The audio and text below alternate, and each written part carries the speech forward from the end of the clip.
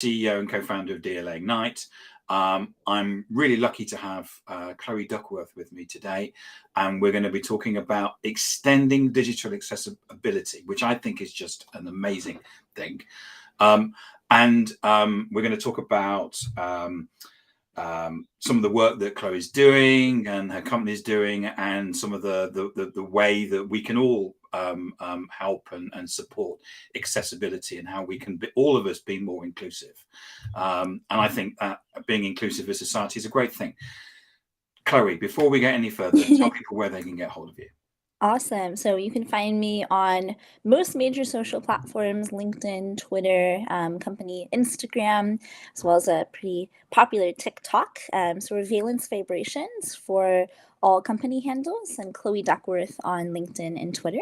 My email is also chloe@valencvibrations.com if you have any questions. So I've kind of broken the rules today, Chloe. Okay. Because I don't normally allow people to come on and talk about their company. Well, thank you. but I can't remember how we found each other, but I thought I need to get Chloe on to come on and talk about what she's doing. So why don't you, before we get, why don't you explain what your company, your CEO for, what it does? Sure. So I founded Valence Vibrations. We are an accessibility company. We're creating essentially real-time emotional subtitles to improve digital accessibility online. What does this mean? I'm sure most of you have seen closed captioning on pretty much every major platform that you're interacting online. We see it on Zoom and Teams. We see it on social media in the form of alt text and automatic closed captioning on videos. Essentially, we're trying to add emotional context to those environments to help people better connect with each other across demographics and read the room, as well as check in with your own emotions. The challenge that we're trying to solve is that emotions are highly context and demographic specific. And so the most underrepresented person in a given conversation or in a room is most likely to be misunderstood, because the way that we are trained neurologically to interpret emotions is by comparing it to that of people within our own in-group. So when I'm speaking with someone that has a very different accent, neurotype, gender than myself, it's more difficult to perceive their emotions because we have different tonal patterns and the way that we're conveying our emotions to people. And so we're trying to address that, which is called the double empathy problem. Yes. So we have someone on our team who is she's not deaf, but she's so she has to have, we have to all have the subtitles on the but this is just taking it a little further, isn't it, in terms of recognizing that people that neurodivergence means that there are other things that we need to take into account. Essentially, yes. And I think even for people that are deaf or hard of hearing, seeing just subtitles on what's being said in a conversation is providing you a pretty small amount of information about the tonal inflections of the person that's speaking. So sarcasm will be missed. A lot of other cues are obfuscated from just seeing the words that someone is saying. So I think really the idea is that emotional subtitles can help all kinds of people that are already using subtitles but not seeing additional context behind them, and also people that are just wanting to better connect in virtual environments. I think with the rate of acceleration of technology, there's a lot of opportunity for us to develop more humanizing ways to interact with this technology. And I think that we're at really a critical point in the development of this technology where we could go either way. And I'm really excited to be a part of the humanizing technology camp that gets to celebrate the wins of LLMs, but also recognize that there's a lot of work that we need to do to make sure that we're interacting with this technology and other humans online in more humanizing and ethical ways. So can you give us an example of some of the things, because you're doing stuff with an Apple Watch, aren't you? Yes. Sure. So explain. So we just launched Vibes for Apple Watch back in December, and that's essentially like a real-time emotional subtitle that's using visual and haptic feedback. Haptics is essentially the vibrational motors on a given wearable device, and so we're essentially conveying emotions as vibrations. So you can feel the vibes, the app is called Vibes, as a vibration on your wrist. And each of these vibrations were designed to emulate the emotion that's being expressed in the moment. So the angry vibration, for example, is this sort of abrupt jolt, whereas happy is this light, fluttery vibration that feels like the butterflies in your stomach when you're happy. And so that was our initial application on Apple Watch. We're also licensing APIs and have some video conferencing applications coming soon, so stay tuned there. Our goal really is to integrate emotional subtitles into all of the major communication platforms online. So moving from there. Because you put out a questionnaire, didn't you, on I did. On LinkedIn recently, asking people about which way you saw it go, which way they wanted you to take the product. Exactly. Yeah. And I think I put this poll out yesterday, and as of now, video conferencing is winning. But I was surprised in sort of the split results between smartphone application that was not wearable and video streaming. So a lot of people were interested in integrating this into pre-recorded entertainment platforms like Netflix or Hulu or even YouTube. And so it was interesting to sort of see that result, as I wasn't expecting that. Yeah, I'm a member of a particular Facebook group where we bore each other with talking about vinyl records, and I hadn't realised that there was a couple of member of people that are blind. Mm-hmm. So it's like, and so one of the things that we're doing is that we're being far more descriptive about what we're saying, because the blind person, they can't actually see, because not what we do is we put a picture, you take a photo of the album, you put it up, and most people were just doing that, and it's like no, what you got to do, you've got to put the description, because of the people that they're actually using a screen reader. Yeah, screen reader to basically, and it's like, and we need to take this into account, don't we? Yeah. I'm excited. I think in the next year or so, we're going to see a lot better CV on the internet, where they can just automate the alt text for folks that are using screen readers in ways that are better than current. So a lot of times on social media, people have to manually write alt text, and there's not really a standard practice that's followed across social platforms of the way that you should describe people. So sometimes someone will post a selfie of themselves and put alt text and just say, photo of a smiling person. Nothing about the background, nothing about their race, gender, or anything about their expression. So that's not really helpful to anyone. And so I think standardizing that for manual alt text, but also improving the automation of that's going to be really important. And we saw that with closed captioning. And so that's something that's definitely coming. You mentioned something earlier on, and I know during the prep call we had, you talked about double empathy, and it was like, well, that's a new one on me. So you kindly sent me a link, and I was able to read up with it. So explain to me what the audience want double empathy, because if I don't know, there must be other people out there that don't know about that as well. Yeah, of course. Yeah. Double empathy is the theory by Dr. Milton, and it was originally created in the context of autism, neurodiversity, and sort of this idea of cross neurotype communication, or speaking with someone that has a different neurotype than you. To clarify that term, because I realize that also might not be known to all of the viewers, neurotype is essentially the type of brain that you have. So many people are neurotypical if they've never been diagnosed or self-identify with a neurodivergent neurotype. Classic examples of neurodivergent neurotypes are autism and ADHD, but also things like anxiety disorders, depression, epilepsy, PTSD, stroke victims after having a stroke have fundamentally different neural pathways.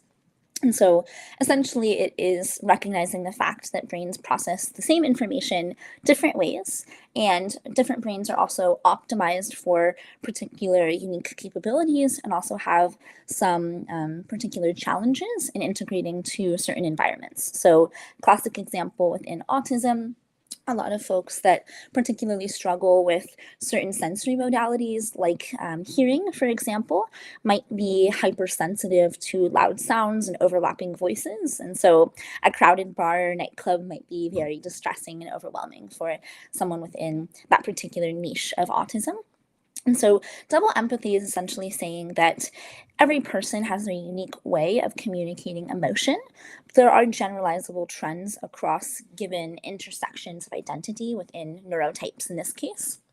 And when you're speaking with someone of a different neurotype, because they have different cues and signals to convey their emotions, there's a disconnect in your ability to recognize the emotions of the person that you're speaking with outside of your neurotype.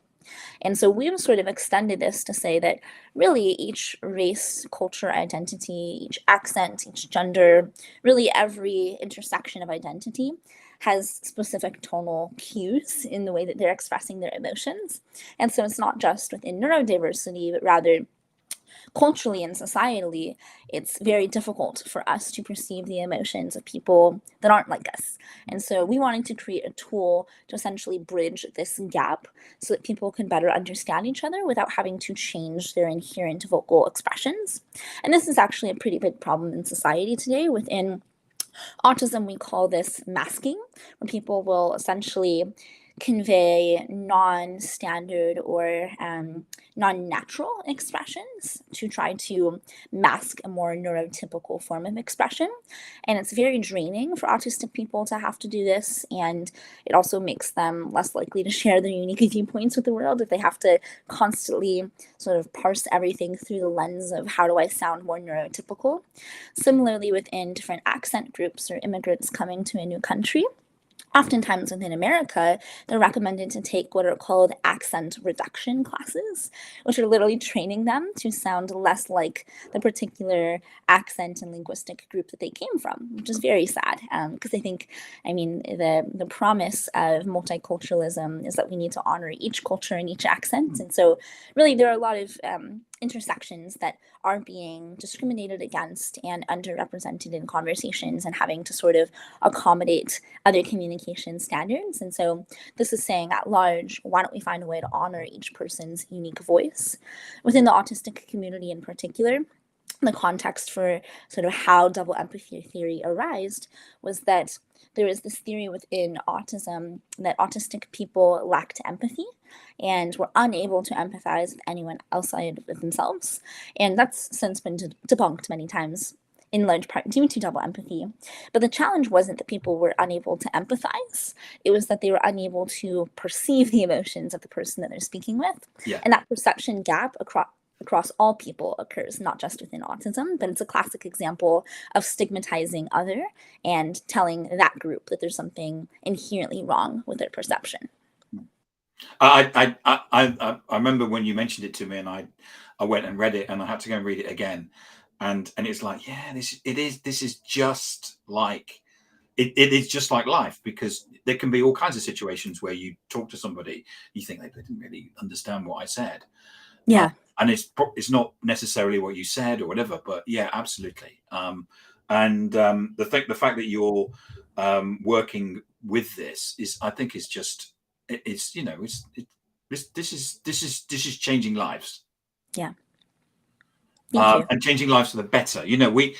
For people that don't know, there's a hashtag out there called Tech for Good, and this is a classic example of how we can use technology to make the world more inclusive and make the world a better place. Yeah, totally. I think there's a lot of promise in the moment that we're in right now. We now have access to very, very powerful AI tools at our disposal, and there's a lot of promise in being able to democratize access to those tools in ways that can improve the quality of life for all sorts of people across the globe. And I'm very excited about that. And I think that a lot of the conversations right now around AI safety versus AI ethics are important, but we need to understand that being able to democratize tools is going to be the fastest way to improve AI ethics. So it's not the same types of people that are creating AI solutions and oftentimes replicating their biases into the AI models that they're creating, but having this ability for many different types of people to train their own models optimized for their own use cases is really exciting right now. And so excited to see sort of the next 6 months of innovation that come from having all of these tools open sourced. So being a CEO of a company that's changing the world must be exciting. Let me change gear a bit, Yeah. and ask you some of the more harder questions. So what about um, what about cybersecurity? What about data? What are you doing about those things? Yeah. So great question. I think this was a primary concern for us starting the company because historically within affective computing, there have been malevolent uses of the technology that have come from having poor cyber security standards, poor privacy standards, but also like poor sort of terms of use.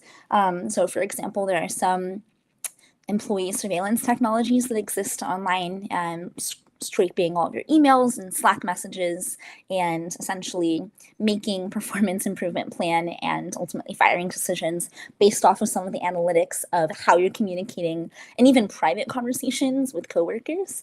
So that's very troubling to me. On the data security side, obviously, the Cambridge Analyticas of the world have used this data in very unethical ways, in sort of scraping social media sites as well. And so we wanted to make sure that we were, number one, taking in the minimum necessary information in the most secure way in order to ensure that that information didn't have a very high likelihood of being misused. The way that we've thought through this on an Apple Watch, for example, is that all of the processing is on edge. So the audio processing and temporary recording is happening on your device. And essentially the model within a couple of seconds will classify the emotion in that given 3 seconds of audio, automatically delete and rewrite the audio and keep going in the conversation. And then the classification and voice can only be accessed on your device in that moment. And so you can't see it after the conversation, at least with the current iteration. But most importantly, third parties, including our company, can never see that voice or emotion information. This brings up a good question in terms of more cloud servers or processes of running this application. And within cloud settings, our goal is to take in de-identified data as much as is possible within the application, as well as only providing that application real time to people that are actually in the conversation and trying to improve their conversation on Zoom, for example. So not creating large data sets of all of the employee information of emotional states throughout the day for everyone that's interacting on Zoom, which has a much higher likelihood of being weaponized against employees. Another thing that we're doing is allowing people to opt into additional features where their voice might be having sort of a higher standard of being sent to us unencrypted or non-de-identified. And reasons why someone might consent to doing something like that is to create a essentially voice profile for themselves to improve the model for their voice and for sometimes their environment. So if you're speaking in a very particular context and you want your model to be optimized for that, you can consent to different privacy standards essentially. But enabling users to be choosers is really the overarching goal here. So taking in minimum necessary information for people to actually be able to use the technology in a useful way, and then allowing them to opt into additional features that might have different security standards is what's important, but making sure that we are keeping everything safe and not in the hands of bad actors. I think you clearly have the balance right in terms of sharing what's required, but also allowing people, if there's certain things that they need to get access to, they may need to share a little bit more. And Andrew, who's a regular watcher of ours, said, as someone who's lost 40% of my hearing, this is groundbreaking. Oh, thank you, Andrew. Yeah, I mean, that's great to hear. I think definitely for folks that are hard of hearing or have lost a significant percentage of their hearing, it's disappointing that a lot of the tools today don't provide this additional context when you're using alt text or closed captioning, because you're missing so much of the conversation that you once knew that you had. And as you progressively lost hearing, it's, I'm sure, frustrating to not have access to that information anymore and not see that replicated in the accessibility tools that you're relying on. And so I think as an overarching principle, designing accessibility tools that can create new modalities to receive exactly the same information is what's most important. So making sure that whatever the replacement is providing as rich of information, but in a different modality is really the standard that we're trying to uphold. Chloe, thank you so much for coming on and talking to us today. I'm hoping that my audience have forgiven me for allowing you to come on and pitch your product. I don't want a long queue of people trying to come up, but you have, I don't know about, you've educated, the whole point of this podcast is to educate and for us to all learn stuff. And I'm hoping that Andrew's going to put a comment that he's learned something. It takes usually about 20, 30 seconds to come through, but this is the whole point of this podcast is for us to educate the audience, to learn new things. I've certainly learned new things, and I do anyway when I interview people, but particularly, and I think they're all things that you're making the world a better place, and understanding these things makes the world a better place as well. Thank you. So thank you so much for coming on and sharing your story and what you're doing as well. Thank you so much, Tim. I really appreciate it. I think You're welcome. Created such an incredible community here. So thank you. So remind people where they can get hold of you. Okay, so I'm on most social platforms: LinkedIn, Twitter, Instagram. So Valence Vibrations is our company profile, and then Chloe Duckworth is on all of the personal profiles. And thank you, Andrew, for saying it's very educational and nothing wrong with breaking the rules sometimes. Yes, we need some good breakers. So thank you, Chloe, and thank you so much for your insight today. It's been exceptional. Thanks so much.